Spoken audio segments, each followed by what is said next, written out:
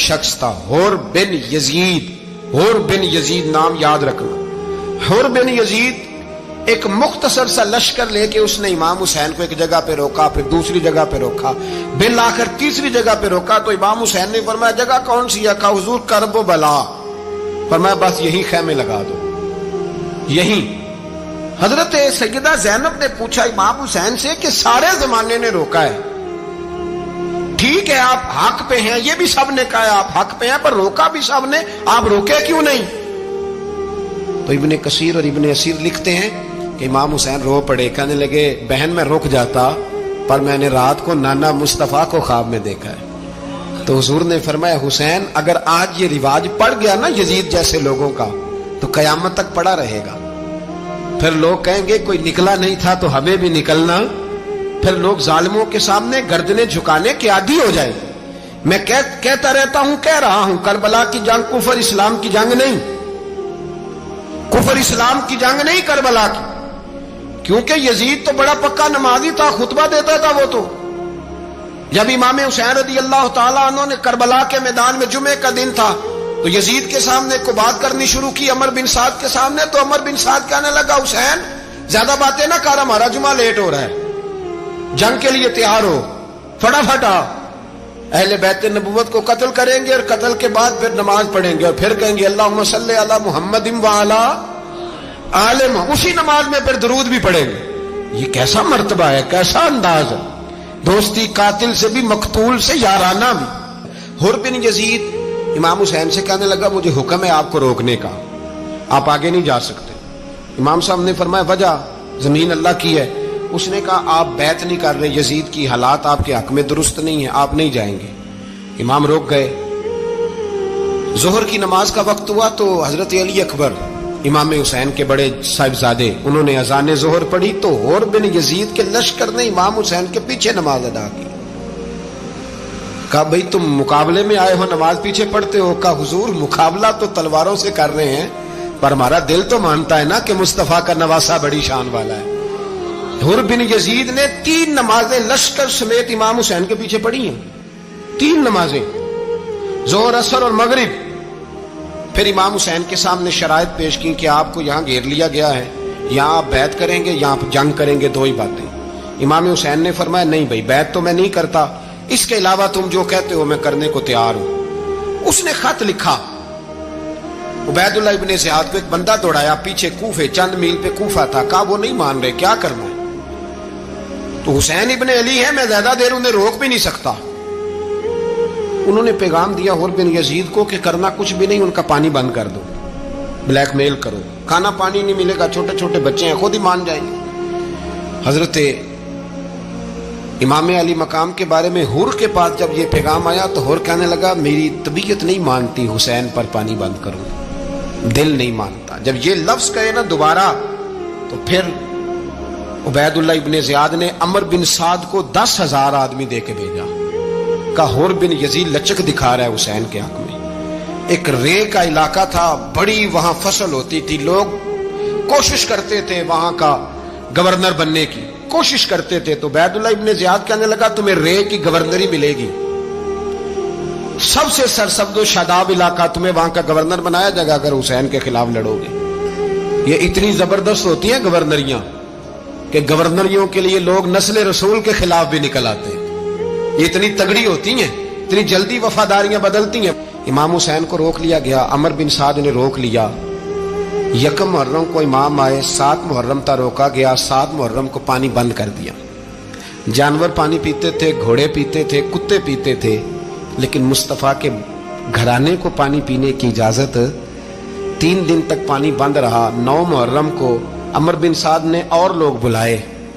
شمر ایک بڑا سخت آدمی تھا، سنگ دل بدبخت، جس نے حضرت علی اصغر کے گلے پر تیر مارا تھا، وہ اور لشکر لے کے آیا۔ رات کو کہنے لگا امام حسین رضی اللہ تعالیٰ عنہ سے کہ بس بڑا ہو گیا، یہ 9-10 محرم کی درمیانی رات، یا آپ جنگ کریں گے یا آپ بیعت کریں گے، 2 ہی باتیں۔ امام حسین اندر گئے، سیدہ زینب سے مشورہ کیا، باہر آئے، فرمایا بات وہی ہے جو پہلے دن والی ہے۔ او بھائی بچے ساتھ ہو، صحرا کا علاقہ ہو، تپتی ہوئی ریت ہو، اتنے کٹھن اور سخت حالات، चारों जानब मौत ही मौत, दूर दूर तक अपनों का नामो निशान कोई नहीं, और अकेले फैसला करने वाले इमाम हुसैन, बाकी सारे बच्चे हैं या औरतें, सारे बड़े अकेले। इमाम हुसैन रज़ी अल्लाह तआला अन्हु ने फरमाया भाई बैत तो मैं नहीं करता, बाकी जो तुम्हारा प्रोग्राम है। शिमर और इब्ने साद कहने लगे फिर जंग के लिए तैयार हो जाएं। क्या अंदाज है इमाम हुसैन का। फरमाने लगे कल जंग करूंगा, मुझे पता तो है जंग का नतीजा क्या निकलना है, एक रात मुझे दे दो ताकि मैं खुल के अपने रब की इबादत तो कर लूं। हुसैन ने जाना है, मुझे पता है कल रिजल्ट 72 और 22,000 का क्या, एक रात मुझे दो, मैं मालिक से राज न्याज तो करूं। मैं गोया उससे पूछूं तो सही कि मालिक मेरे वालिद भी शहीद हैं, भाई भी शहीद हैं, नाना को भी दुखों में देखा है, तो अब मेरी बारी है, तो मालिक मैं हाजिर हूं, मुझे मौका तो दो, इसलिए कि मेरे नाना ने बदर में भी सारी रात इबादत की थी, सुबह मुझे मौका दो। और दुनिया का उसूल है जब कोई मौका मांगता है तो दिया जाता है। ये दोनों कहने लगे कोई मौका नहीं। हुर बिन यजीद पीछे से बोला, कहने लगा नहीं, बदतमीजी ना करो, हुसैन को मौका दो, तुम्हें देना पड़ेगा। मौका दिया। हुर बिन यजीद ने फिर मिन्नत की, कहा हुजूर आप मेहरबानी करें मान जाएं। फरमाया मानने वाला खाता कोई नहीं। फरमाया मानने वाला खाता, बोलिए मानने वाला खाता, ये बड़ा मुश्किल काम है भाई। जमीर का सौदा अब तो आम हो गया, बाजार लगते हैं, रेट लगते हैं, अपनी अपनी चाहतों पे लोगों ने अपने अपने अंदाज सजाए हुए। कोई आदमी बस अच्छे तरीके से नाम ले ले तो बस हम उसके पीछे चल जाते हैं। अब तो आम हो गया ये मामला। इमाम हुसैन ने फरमाया हो ही नहीं सकता, मुमकिन ही नहीं है।